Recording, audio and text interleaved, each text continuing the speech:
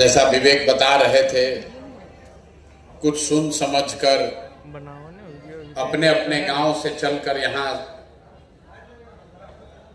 आए हैं। कई लोग सुबह में चले होंगे 6 बजे 8 बजे। इतना क्या होगा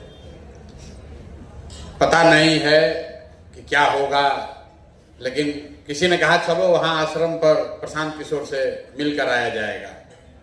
आप प्रखंड वाहिनी के नाम से बन रही संस्था के हिस्सा हैं, लेकिन जैसा कि ये बता रहे थे, आपको खुद भी नहीं पता है कि प्रखंड वाहिनी के सदस्य बन गए, इसका मतलब क्या, इससे हमारा क्या होगा, प्रखंड वाहिनी का सदस्य बनने से बिहार का क्या होने वाला है। ऐसे तो कोई भी आता है, संस्था बनाया, मोदी जी आए, कहा मिस्ड कॉल दो, भाजपा का सदस्य बन जाओ, तो वहां भी आप मिस्ड कॉल दे दिए।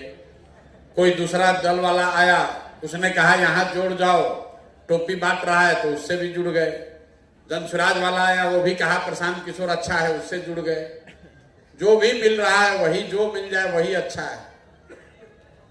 तो जन स्वराज में जो ये पूरी व्यवस्था बनाई जा रही है, जिसको आप प्रखंड वाहिनी कह लीजिए, या इस आश्रम में बहुत लोगों को प्रशिक्षण दिया जा रहा है, जिसको हम लोग सत्याग्रह का सिपाही कहते हैं, या पहले से जो साथी हमारे साथ पदयात्रा में रहे हैं, वो लोग अपने आप को वाहिनी बताते हैं, पदयात्री बताते हैं।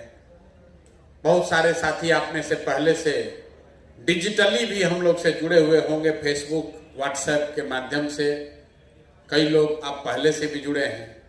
लेकिन इन सारे समूहों में एक चीज जो कॉमन है, वो है कि ये सारे युवा साथी हैं, सारे युवा साथी हैं, जिसको मैं कहता हूं कि जमीन पर जो सक्रिय युवा है, सक्रिय है, नौकरी नहीं है, बड़े बाप का बेटा नहीं है, कोई बहुत बड़ा बिजनेस व्यापार नहीं है, लेकिन दिमाग से सक्रिय है।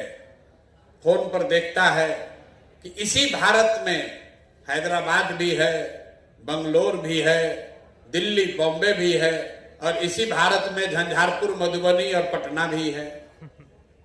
हर जगह भ्रष्टाचार है। ऐसा नहीं है कि भ्रष्टाचार खाली बिहार में है।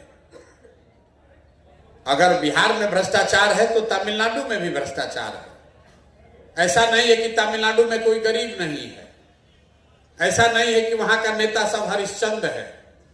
लेकिन जितनी दुर्दशा लोगों की बिहार में है, इतनी दुर्दशा देश में कहीं नहीं है।